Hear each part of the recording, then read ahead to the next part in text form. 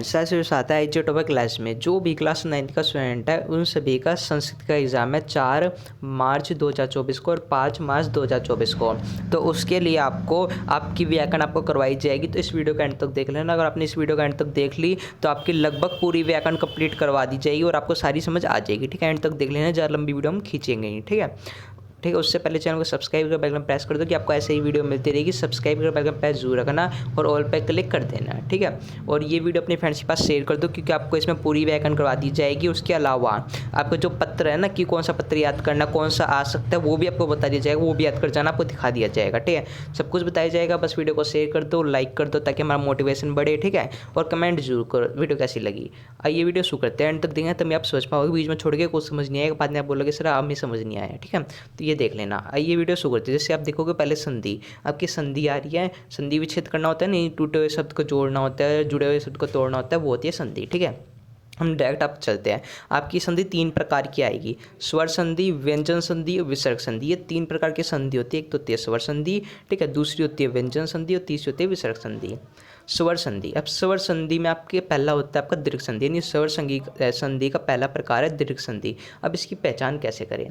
Simple सा है, जहाँ पे भी आपका आ और आ हो ना, वो आ बन जाता है, यानी आपका ए और आ हो उसको मिला के आ बन जाता है। ठीक है, जैसे कि पुस्तक है ना, आखिरी में कहा आ के आ रहा है स्वर, आ का आ रहा है ना, और उसके बाद आल्य है तो आ रहा है ना, तो ये आ और आ मिलके बन गया आ।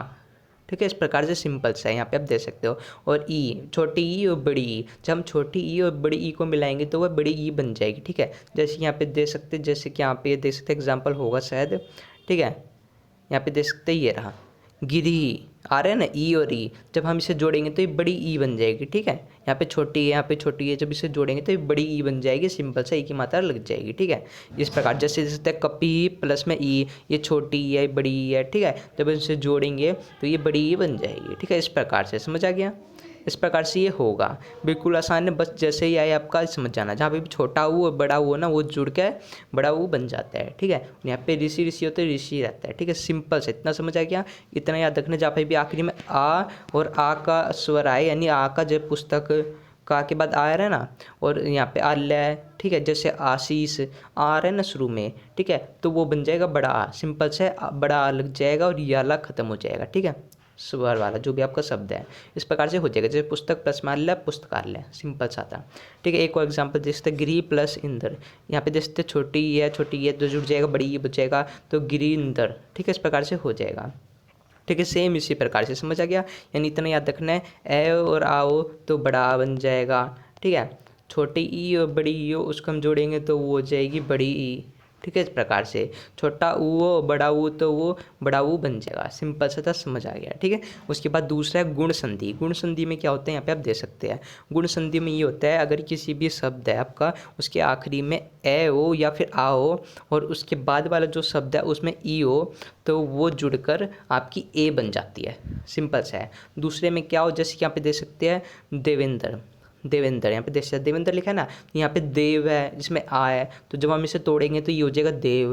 और यहाँ पे देख सकते ई लिखा हुआ है ना इंद्र, तो ये छोटी है तो ये बन जाएगी इंद्र। ठीक है, इसलिए जब हम इसे तोड़ेंगे तो इस प्रकार से हो जाएगा। जब हम इसे जोड़ेंगे इस प्रकार से तो यहाँ पे ई ये है ना देव प्लस इंद्र, तो यहाँ पे इसमें ए और इसमें आपकी ई है। ठीक है, तो हम इसे जब जोड़ेंगे तो ये ए बन जाएगा। तो यहाँ पे ए की मात्रा आ जाएगी, देव वै के ऊपर ए की मात्रा और यहाँ पे नैदर लग जाएगा। ठीक है, इस प्रकार से देवेंद्र हो जाएगा। सिंपल सा समझो, जिसमें भी शब्द के आखिरी में ए का या आ का स्वर यानी ए और आ का उच्चारण होता हो। ठीक है, तो और अगले वाले शब्द में पहले वाले में जो आखिरी वाला शब्द है, जैसे यहाँ पे देखते हैं उप प्लस में इंद्र है, उप में आपका आखिरी में आकार है ना स्वर सा। ठीक है, आकार है ना आपका, और इंद्र में ई है पहले।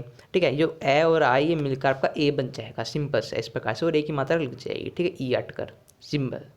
ठीक है, उसके बाद यहाँ पे देख सकते हैं, यहाँ पे आपका बोला गया है, यहाँ पे आप देख सकते हो। उसके बाद है ए और ऊ, जब आपका ए और ऊ हो तो उसको हम जोड़ेंगे तो वो ओ बन जाएगा। जैसे यहाँ पे देखते हैं सूर्य, सूर्य प्लस में उदय, तो यहाँ पे देखते हैं इसमें ए।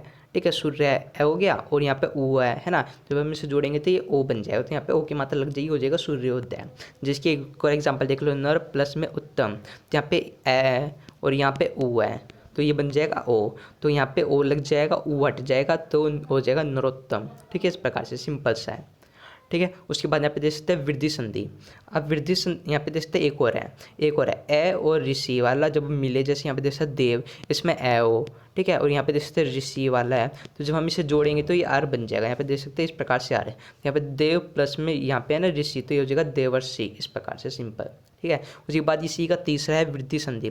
अब वृद्धि संधि में समझो क्या होता है। जब वृद्धि संधि में आपको इस प्रकार से कोई शब्द दिया हो, मवेव, ये आ सकता है, इंपॉर्टेंट है मवेव। तो मवेव में यहाँ पे देख सकते हैं मम में और एव, यानी इसमें आपका ए है, मम में ए आ रहा है ना, और एव में आपका ए है, तो ये बड़ा ए बन जाएगा। ठीक है, इसलिए हो जाएगा मवेव। ठीक है, इस प्रकार से जुड़ जाएगा सिंपल। ठीक है, यहाँ पे देखते एक है, कै के बाद ए का आ रहा है ना, और यहाँ पे एक कम, यहाँ पे उससे पहले ए है। ठीक है, तो ये जुड़ के आपका बन जाएगा बड़ा ए। ठीक है, इस प्रकार से हो जाएगा एक एक कम। ठीक है, इस प्रकार से समझ आ गया। उसके बाद यहाँ पे देख सकते हैं अगला, उसके बाद यहाँ पे देख सकते ए और ओ, जब हम ए और ओ को जोड़ेंगे तो वो बन जाएगा ओ। जैसे यहाँ पे देखते हैं जलोग लिखा हुआ है ना, तो यहाँ पे आप देख सकते हैं ओ लिखा हुआ है, यहाँ पे जल है ए, तो यहाँ पे जल जब तोड़ेंगे तो यहाँ पे जल का जल हो जाएगा, और यहाँ पे ओ है ना, जब हम इसे तोड़ेंगे तो ये ओ बन जाएगा, ओ, ये हो जाएगा ओग, इस प्रकार से। ठीक है, जब हम यहाँ पे देखते हैं इसमें ए का आ रहा है ना ए, और इसमें ओ है, तो जब हम इसे जोड़ेंगे तो ओ बन जाएगा, यानी ओ की मात्रा आ जाएगी यहाँ पे। ठीक है, इस प्रकार से जोड़ेंगे तो सिंपल सा था, समझ गए। उसके बाद यहाँ पे देखते अगला है यण संधि। अब यण संधि में क्या होता है, तो यण संधि में आपका इस प्रकार से होता है यदि प्लस अपि, यद्यपि। ठीक है, इस प्रकार से यति प्लस आदि, इत्यादि। ठीक है, इस प्रकार से होता है, सिंपल है, समझ गए, एकदम आसान था। उसके बाद है अयादि संधि। अब अयादि संधि आपका आ रहा है, इसमें समझ लो अयादि संधि में क्या होता है, हम ये इसलिए बताया था कि आपको समझ आए। अयादि संधि, अयादि संधि में इस प्रकार से ने प्लस अन्यम, नेयन। ठीक है, इस प्रकार से, यानी ए और आ को जब जोड़ेंगे तो वो या बन जाएगा, इतना याद रखना। यदि किसी शब्द में आपका ए है, जैसे यहाँ पे देखते ए है, और दूसरे वाले में शुरू में आ है, तो वो या बन जाएगा। ठीक है, नेह प्लस अयम, नेयम। ठीक है, यहाँ पे देखते हैं यहाँ पे से प्लस अन्यम, सेयनम। ठीक है, इस प्रकार से समझ आ गया। उसके बाद ये आपको इतना ही है, इसके में पूछा जाएगा। बाकी एक और देख लो, पूर्ण रूप संधि वाला। ठीक है, यहाँ पे ते प्लस अपी, तो यहाँ पे जब अभी ए हो और आ हो तो इस प्रकार से रिप हो जाता है ते अपी। ठीक है, इस प्रकार से सिंपल सा था। ठीक है, समझ आ कि आपकी में यही आ रहा है, बस इतना ही संधि में, इससे ज़्यादा संधि आपकी कुछ पूछी नहीं जाएगी, इसको समझ लो, समझ आ गया, बस इतना ही था। अब अगला देखते क्या है। उसके बाद है शब्द रूप, यानी शब्द रूप वाला भी आपका आएगा, जिसमें आपको बताना पड़ेगा। जैसे कि यहाँ पे आप देख सकते हैं एग्जाम्पल के लिए, आपको पहले एग्जाम्पल दिखा देता है कि आपको समझ आए। तो यहाँ पे आप देख सकते हैं, यहाँ पे आपको इस प्रकार से पूछा जाएगा कि यहाँ पे इस प्रकार से दे दिया जाएगा, यहाँ पे पूछा जाएगा इस प्रकार से। जैसे कि यहाँ पे देख सकते हैं, ये यहाँ पे बालिका है, बालिका की तृतीय और बहुवचन में क्या होगा, कोई बताना है। ठीक है, तृतीय का बहुवचन क्या होगा ये आपको बताना, इसमें ये क्या रह जाएगा। तो इसको समझने के लिए सिंपल सा है, इस टेबल को याद कर लो, इस वाले को, ये पढ़ लो, आपका काम हो जाएगा। यहाँ पे देख सकते हैं, ये प्रथम द्वितीय तृतीय चतुर्थी पंचमी षष्ठी सप्तमी, ये पढ़ लो, कॉपी में लिख लो, याद कर लो। यहाँ पे देख सकते हैं ये है, तो यहाँ पे बालका है ना, बालका, बालको, बालका, बालकम, बालको, बालकान, बालकेन, बालकाभ्याम, बालके, है ना, इस प्रकार से आपके ये है। तो आखिरी की ये याद रख लो कि जब भी कोई शब्द आ जाए, जैसे बालक का हो गया, तो बालक के आखिरी में अंके लगा दो, यहाँ पे ओ लगा दो। इस टेबल से आप पहचान सकते हो, बस जो भी आपको शब्द दिया हो उसके आखिरी में ये सारे आपको लगाते चलने हैं। ठीक है, आपका काम हो जाएगा। ठीक है, जैसे कि इसमें ये है, इसमें ये लगाएंगे। ठीक है, इसमें माँ लगाएंगे। ठीक है, इसमें आ लगाएंगे, इस प्रकार से ये लगाना है। ठीक है, इस प्रकार से यहाँ पे भ्याम आएगा बीच में। ठीक है, इसमें यहाँ पे भ्या भ्या भ्या आएगा, ये आएगा। इस प्रकार से इस टेबल को पढ़ लो, आपको इसमें शब्द रूप में। तो इस प्रकार से इस टेबल का देख के जैसे पूछा जा सकता है, बालक का द्वितीय विभक्ति का पंचमी विभक्ति क्या है। ठीक है, ये पूछा जा सकता है। तो आपको यहाँ पे देख सकते हैं द्वितीय विभक्ति की पंचमी विभक्ति क्या है, भ्याम, तो हो जाएगा बालक का भ्याम। ठीक है, इस प्रकार से हो जाएगा, सिंपल से टेबल को पढ़ लो। ठीक है, शब्द रूप में बस इतना सही है, समझ आ गया। यही सब आपको होगा, जैसे ये एग्जाम्पल के यहाँ पे दे सकते हैं, बालक है, बालको, बालका, बालकम, बालको, बालकान, बालकेन, बालकाभ्याम, बालके। आखिर में देख सकते हैं ना, एह लिखा है, माँ लिखा है, एन लिखा है, आई लिखा है, आत लिखा है, यहाँ पे भय भय है। यही सब आपको ऊपर दिया हो, बस इसे पढ़ लो। और जो भी आपका पूछा जाए, जैसे कि पूछा जाए कि आपका कि बहुवचन की षष्ठी विभक्ति, कोई शब्द दे दिया जाए, उसका बोला जाए बहुवचन की षष्ठी विभक्ति बताओ, तो यहाँ पे बहुवचन है, इसकी षष्ठी विभक्ति आम। तो जो भी शब्द दिया हो उसके आखिर में आम लगा देना, और ये आपकी हो जाएगी षष्ठी विभक्ति तैयार, इस प्रकार से। ठीक है, समझ आ गया। तो बस इतनी टेबल है, इसमें ये कर लो, शब्द रूप का आपका सारा हो जाएगा। और यहाँ पे धातु रूप, अब धातु रूप का समझो, तो धातु रूप में आपको ये पढ़ लो। ठीक है, जैसे यहाँ पे देख सकते ये अला, तह, ताम, ये आखिरी के यहाँ पे लगा सकते हो, ठीक है। जैसे जैसे लट लकार, तो लट लकार हो तो लट लकार में आपको जब भी कुछ करना हो तो आखिरी में ये लगाते हैं, ठीक है। पढ़ती, पढ़त, पढ़ंती, पढ़सी, पढ़त, पढ़त, पठामी, पठावा, पठामा। समझ आ गया। तो ये आखिरी के, बस इससे पढ़ लो इस टेबल को। जो भी आप पूछा जाए लट लकार में, आप इसमें से बना कर लिख दो, जो शब्द दिया जाए उसके आखिरी में ये लगा दो, लिख दो। लट लकार का जैसे धातु रूप का कुछ भी आप लिख देना, ठीक है। इस प्रकार से ये आपका है। उसके बाद ले देखते लड़ लकार, ठीक है, यानी भूतकाल का। जब भी कोई शब्द की भूतकाल की बात की गई जिस वाक्य में, और उसका कोई भी शब्द को उठा के दे दिया जाए और उसका पूछा जाए कि इस शब्द का बताओ क्या होगा, जैसे कि मान लो उसका होगा बालक, तो यहाँ पे क्या हो गया, यहाँ पे जैसे इस प्रकार से बता दोगे, आखिर में तम लगा दोगे, ठीक है। इस प्रकार से ये आपका है, ठीक है। उसके बाद लोट लकार, लोट लकार में आपका ये, आपको ये पढ़ लेना है, ठीक है। ये है, बस इतना ही आपको इस पढ़ना है धातु रूप में। बस इसके आखिरी आखिरी यानी जो भी आपको शब्द दिया उसके आखिरी में ये लगा के आप उससे बना सकते हो आसानी से, ठीक है। ये है, बस इसमें आपको यही पढ़ना है, आपका काम हो जाएगा। जैसे यहाँ पे देख सकते हैं पढ़ती, पढ़त, पढ़ंती, पढ़सी, पढ़त, पढ़त, पठामी, पठावा, पठामा, इस प्रकार से, ठीक है। जैसे कि दिया जाए कि मैं पुस्तक पढ़ता हूँ, ठीक है, तो इसमें क्या हो जाएगा, मम पुस्तक पढ़ती, ठीक है। इस प्रकार से एक वचन, ठीक है, इस प्रकार से हो जाएगा, कोई दिक्कत की बात नहीं है, ठीक है। ठीक है, यहाँ पे देखते ये एक वचन है, एक की बात की गई हो, द्विवचन है, दो की बात की गई हो, यहाँ पे बहुवचन है, बहुत सारों की बात की गई हो, ठीक है। प्रथम पुरुष होता है, मध्यम पुरुष, ये उत्तम पुरुष, ठीक है। इस प्रकार से समझिए, बस इतना ही था, आपको जी ऊपर बताया गया इतना ही, बस इसमें आपको ये पढ़ना काम हो जाएगा। उसके बाद उपसर्ग, अब आपके उपसर्ग भी आ रहा है। अब उपसर्ग में आपको क्या करना है वो समझा। अब उपसर्ग में क्या होता है, आपको टूटे हुए शब्द को जोड़ना होता है, ठीक है। उसमें आपको जो जुड़ा हुआ शब्द है ना उसको तोड़ना होता है, और जो आप तोड़ोगे, जैसे आपको दे दिया चाहिए प्रभवती, अब इसको आप जब तोड़ोगे तो उन दोनों शब्द का कुछ अर्थ निकलना चाहिए, तभी वो आपका उपसर्ग करेक्ट माना जाएगा, ठीक है। उपसर्ग होता क्या है, जो किसी भी शब्द के शुरू में लगा हो वो होता है आपका उपसर्ग। जैसे यहाँ पे देखते हैं पर, प्लस पर है ना, तो जिसमें हमने शब्द में पर लगाया तो क्या हो गया, परभवती। तो इसमें पर अलग हो गया आपका उपसर्ग, भवती अलग हो गया, दोनों का मतलब निकला ना इसी प्रकार से। यही आपका, यही पढ़ लो, ठीक है। परा, परा का क्या होगा, परा प्लस में जेते, तो प्राजेते, ठीक है, सिंपल सा, परा प्लस में जेते, प्राजयते, ठीक है। इस प्रकार से प्रा हो गया आपका उपसर्ग, ये आपके उपसर्ग है, इन्हें पढ़ लो, ठीक है। अब देखते हैं अप, अप का क्या होगा उपसर्ग, तो यहाँ पे हो जाएगा अपहरती, तो इसमें अलग करेंगे तो अप हो जाएगा प्लस में, और हरती हो जाएगा प्लस में, अप प्लस में हरती, बस इतना ही है। सम, सम क्या होगा, यहाँ पे हो जाएगा संस्कृति, तो सम का हो जाएगा सम, उसके बाद है सक्रोति ही, इस प्रकार से हो जाएगा, समझ आ गया। उसके बाद अनु, अनु प्लस में गच्छति, तो इसमें अनु अलग हो जाएगा और गच्छति अलग हो जाएगा, ठीक है। अनुगस्ती इस प्रकार से हो जाएगा, बिल्कुल आसान है, ठीक है। उसके बाद आओ, आओ प्लस में गस्ती, आओ गच्छती, आओ वाला हो जाएगा, गस्ती अलग हो जाएगा, इस प्रकार से उससे आपको ये पढ़ने हैं, इससे पढ़ लो। जैसे कि नीर, नीर प्लस में गच्छती, तो यहाँ पे देखते हैं गच्छती अलग हो जाएगा और नीर प्लस में अलग हो जाएगा, ठीक है। इस प्रकार से बिल्कुल आपको ऐसे ही करना है। अगर आपको जोड़ना हो, जैसे कि मान लो एग्जाम्पल की जोड़ना हो वी, अब आपको जोड़ना हो वी प्लस में जेते, आपको इस प्रकार से दे दिया जाए। अब इसको जोड़ के कैसे लिखोगे, सिंपल सा जोड़ दो, वी जेते, सिंपल सा, ठीक है। और जब तोड़ना हो तो शुरू वाला जो शब्द है उसको अलग कर दो, प्लस में लिख दो अलग, ठीक है। इस प्रकार से हो जाएगा जेती, सिंपल सा था। उसके बाद यहाँ पे देखते हैं अधि, अधि प्लस में रायते, तो इसमें हो जाएगा अधि प्लस में राजते, इस प्रकार से, ठीक है। यही आपके इतने ही पढ़ लो। प्रति, प्रति का इस प्रकार से हो जाएगा, ठीक है, इस प्रकार से, ठीक है। बस इतना ही था, ठीक है, समझ आ गया, बस इतना ही था। आपको यही था अपी, अपी क्या होगा, अपी प्लस में ददाती, तो ये अलग हो जाएगा इस प्रकार से, ठीक है। बाकी आपका बीच में भरना, ये भरना तो आएगा नहीं, उपसर्ग अलग से आपको पूछा जाएगा, कुछ भी आपको दे दिया जाएगा, जिसके आपको दे दिया जाएगा उपगच्छति, तो आपको इसका उपसर्ग बताना है, तो इसका हो जाएगा उप प्लस में गच्छति, उपगच्छति, ठीक है। इस प्रकार से हो जाएगा। बस उपसर्ग में आपको इतना ही है, यही पढ़ लो जब ये आपको दिखाया वीडियो को पॉज करके बैक करके, बस, ठीक है। उपसर्ग में इतना ही पढ़ना है आपको। अब उसके बाद अव्यय, अव्यय आपको दिए जाते हैं। अव्यय में आपको क्या दिया जाता है, ये दिया जाता है, जैसे सव आपको भरना होता है ना बीच में, तो सव का मतलब क्या होता है, आने वाला कल। अब ये समझो, जैसे आपको बात की गई हो कि ना कल विद्यालय में पुस्तक मेला होने वाला है, उसको संस्कृत में कहा गया हो, ठीक है, तो उसमें आपको सव लगा दोगे, आने वाला कल, ठीक है। आने वाले कल को कहते हैं सव, ठीक है, और बीते हुए कल को हम ये कहते हैं, ठीक है। ये आपके इंपॉर्टेंट, इसमें आपको बता दूं इंपॉर्टेंट कौन सा, तावत, तावत वाला इंपॉर्टेंट है, यावत वाला इंपॉर्टेंट है। यावत का मतलब होता है जब तक, तावत का मतलब होता है तब तक, ठीक है। और सहसा मतलब अचानक, जब कोई बात की है, अचानक की बात की गई तो वहाँ पे सहसा का प्रयोग करते हैं, ठीक है, ये इंपॉर्टेंट है। यावत, तावत, सहसा, सव और याला, ठीक है। उसके बाद ये है सने सने, धीरे धीरे, बस यही है, समझ लो, ठीक है।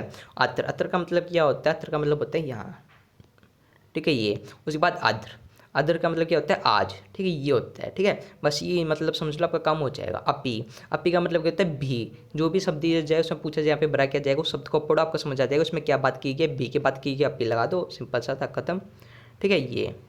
ठीक है, उसके बाद यहाँ पे भी आता है ऊंचे, ऊंचे क्या होता है जोर जोर से ऊंचे, ठीक है, ये मतलब होता है इसका, ठीक है। उसके बाद यहाँ पे जैसे इति, इति का क्या होता है समाप्त या ऐसा, सिंपल, ठीक है, यही था आपका, बस इतना ही। उसके बाद यहाँ पे जैसे कदा, कदा का मतलब क्या होता है कब, ठीक है, इस प्रकार से, ठीक है। और कुत्र का मतलब क्या होता है कहाँ, ठीक है। उसके बाद है प्रीत, प्रीत का क्या होता है चारों ओर।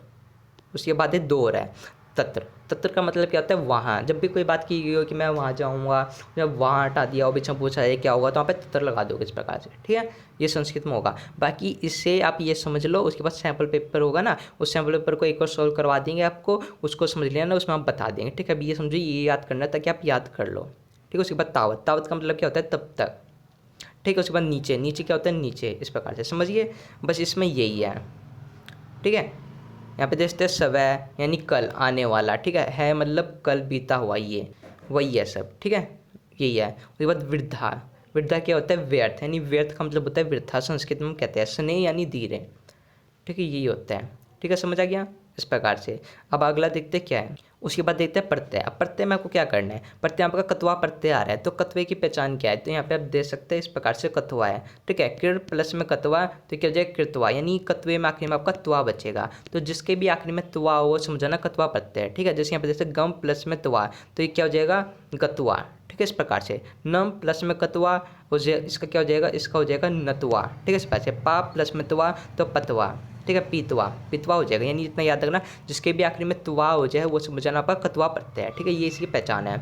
उसके बाद यहाँ पे अगला देखते हैं इसमें लेप। अब लेप प्रत्यय की क्या पहचान है, यहाँ पे देखते हैं लेप, तो इसमें क्या हो जाएगा पर प्लस में नम प्लस में लेप, तो क्या हो जाएगा पर्ण में है, ठीक है, इस प्रकार से।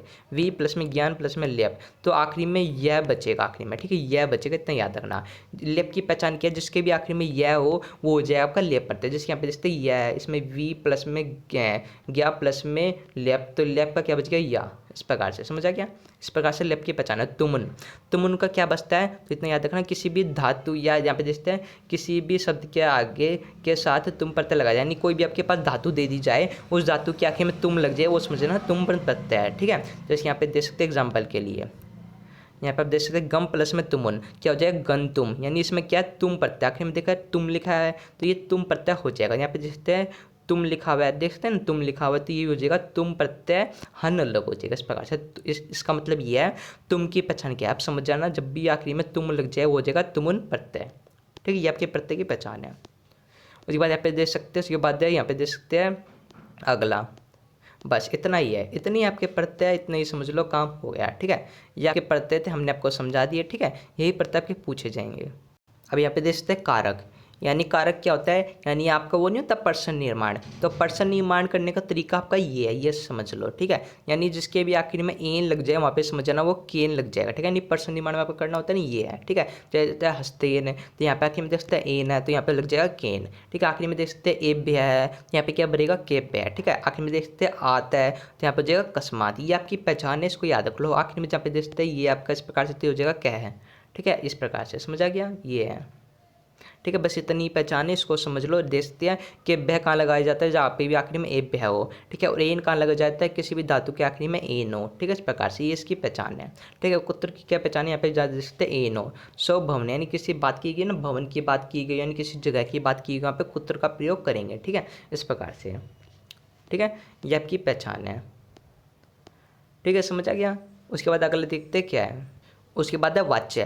वाच्य में क्या होता है, आपको बदलना होता है, ठीक है, कर्ता को कर्म में बदलना होता है, ये होता है वाच्य। इसमें क्या होता है, इस प्रकार से होता है पढ़ती पढ़ियते, लिखती लिखियते, खाती खाद्यते, ठीक है, भवती भूयते, इस प्रकार से आपको ये करना होता है, ठीक है। यहाँ पे आप देख सकते हैं ये है सह फलानी खादितवान, तो आप इसको चेंज करोगे कर में तो सह के स्थान पर हो जाएगा तेन, ठीक है, तो यहाँ पे आपका तेन लग जाएगा, तेन फलानी खादितानी, ठीक है, इस प्रकार से। यहाँ पे देखते हैं अहम ग्रंथान पठितवान, यहाँ पे अहम की जगह क्या हो जाएगा मैं आ जाएगा, मैं ग्रंथा पठितता, ठीक है, पठितता, इस प्रकार से हो जाएगा। बस इतना ही आपका ये समझ लो, ठीक है। यहाँ पे देखते हैं कर्ता को कर्म में बदलेंगे तो आपके में यते हो जाएगा, इस प्रकार से आपका भरा जाएगा। ठीक है, आसानी से समझ लो, कोई बात नहीं है। ठीक है, समझ आ जाएगा। बाकी सैम्पल पेपर में हम ऑलरेडी करवा देंगे।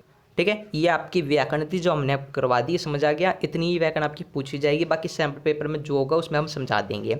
अब उसके बाद है पत्र। पत्र कौन सा आएगा वो समझ लो, ये पत्र याद कर जाना। इसके अलावा कोई और पत्र आपका पूछा नहीं जाएगा, यही पत्र आएगा 101%। बाद में तो बोलना बताया नहीं। अब यहाँ पे देखते हैं पहला पत्र, ये रहा। यहाँ पे देख सकते हैं अवकाश वाला, ये अवकाश वाला पत्र है, बस इतना ही। सेवायाम प्रधानाचार्य महोदय, केंद्रीय विद्यालय आर के पुरम सेक्टर द्वितीय। यहाँ पे अपना स्कूल का नाम लिख देना और यहाँ पे आपका एड्रेस। ठीक है, उसके बाद विषय अवकाश प्राप्ति निवेदनम, यानी अवकाश के लिए आपको लिखना है कि मुझे अब 1 दिन का अवकाश चाहिए, वो आपको ये लिखोगे, बस इतना से। यहाँ पे ये याद रख लो। ठीक है, यहाँ पे जैसे सविनियम निवेद मस्ती यत अहम शिरो वेदनया पीड़िता अस्ति। ठीक है, ये है। ठीक है, विद्यालय आगंतुम अस्ति यतः दिन दव्य से अवकाश प्रदान, यानी मुझे 1 दिन का अवकाश प्रदान करिए। ठीक है, ये आपका है। ठीक है, ये आपका छुट्टी के लिए यहाँ पे दे सकते हैं, यहाँ पे पूछा जाएगा। ठीक है, अवकाश चाहिए आपको इस प्रकार से। ठीक है, ये आपका अवकाश का है। ठीक है, यहाँ पे देख सकते हैं ये आपका बीमारी का भी आपका इसी प्रकार से हो सकता है, आप ये बीमारी का लिख सकते हो। ठीक है, यहाँ पे देखते हैं शिरो वेदना पीड़ित है, यानी सिर में दर्द है इसलिए मैं छुट्टी लेना चाहता हूँ, इस प्रकार से हो जाएगा अवकाश का। ठीक है, ये आपका पूछा जाएगा। उसके बाद यहाँ पे देख सकते हैं फीस माफी का भी आ सकता है, तो यहाँ पे जैसे शुल्क माफी यानी फीस माफी का, तो फीस माफी का आपका ये है सविनय निवेदन यत है भवत विद्यालय 10वीं कक्षा सह वर्ग से छात्र अस्ति, यानी मैं जैसे 10वीं कक्षा की छात्र हूँ, 10वीं सी की। ठीक है, इस प्रकार से बोला गया है, तो ये आपको इतना ही याद करना है। ठीक है, ये है। ठीक है, ये आपको याद करना है। उसके बाद अगला देखते हैं इसमें कौन सा आपको लेटर याद करना है, कौन सा आ सकता है। ठीक है, तो आपका यही लेटर पूछा जाएगा। एक आपका बीमारी का आ जाएगा, तो बीमारी की ऑलरेडी हमने आपको मिड टर्म में भी करवाया था, तो उसका लिंक डिस्क्रिप्शन में दे दिया है। ठीक है, बीमारी वाले लेटर का हमने डिस्क्रिप्शन में दे दिया है, तो उस लेटर को कराना, क्योंकि वो आपका 101% आएगा बीमारी का, कि उसमें दे दिया जाएगा कि आपको बीमारी है, आपको बुखार हो गया, उसके लिए आपको छुट्टी चाहिए, तो वो लेटर का जाना, उस लेटर का जो लिंक है वो डिस्क्रिप्शन में दे दिया, उस लेटर को पढ़ लो, वही आपका आएगा 101%। बाद में मत कहना बताया नहीं। ठीक है, तो वो लेटर कर जाना, बीमारी का है वो टेप आना। ठीक है, बुखार का है, तो बाकी आपको अवकाश का पूछा जाए तो अवकाश के में बस आप ये लिखाना है। ठीक है, ऊपर ये एड्रेस होगा, उसके बाद यहाँ पे ये सब भरा जाएगा, बस इतना सा ही। उसके बाद यहाँ पे नीचे आपका एड्रेस होगा। ठीक है, और यहाँ पे डेट होगी, बस इतना ही। ठीक है, बस इतना ही आपको ये करना है, और एक वो लेटर कर लेना, आपका काम हो जाएगा। यही लेटर पूछा जाएगा। ठीक है, इसके अलावा और कुछ नहीं आएगा, हमने आपको पूरी व्याकरण करवा दी, ये आपको बता दिया। ठीक है, बाकी उसके अलावा आप बोलोगे चित्र वाला, ठीक है, चित्र को देखते हुए आपको 5 वाक्य बनाने होते हैं, तो वो हम सैम्पल पेपर के जरिए आपको बता देंगे, वो चित्र का भी। ठीक है, उसके बाद रही आपको हिंदी की संस्कृत में ट्रांसलेट करना। बहुत से बच्चों ने कमेंट किया कि सर हिंदी को इंग्लिश में ट्रांसलेट करने में दिक्कत होती है, तो उसे कैसे करें, तो वो हम सैम्पल पेपर के जरिए आपको बता देंगे। एक और सैम्पल पेपर हम लेके आएंगे कल। ठीक है, उसके जरिए हम आपको बता देंगे कि हिंदी को संस्कृत में कैसे ट्रांसलेट करें। ठीक है, वैसे आप करते हैं, आपका काम हो जाएगा, एक भी नंबर नहीं कटेगा, ऐसे आप अच्छे मार्क्स ले आओगे। ठीक है, बस इतनी ही व्याकरण थी, इसी व्याकरण को आप पढ़ लो, वीडियो को पॉज करो, याद करते चलो। ठीक है, बस। ठीक है, और बाकी सैम्पल पेपर में भी हम करवा देंगे, तो उस वीडियो को जरूर देख लेना। कोई डाउट हो कमेंट में लिख दो, चैनल को सब्सक्राइब करके बेल आइकन प्रेस करके चले जाओ। आपको मिलते हैं नेक्स्ट वीडियो में, तब तक जय हिंद जय भारत। कोई डाउट हो कमेंट में जरूर लिखना, और वीडियो को शेयर कर दो।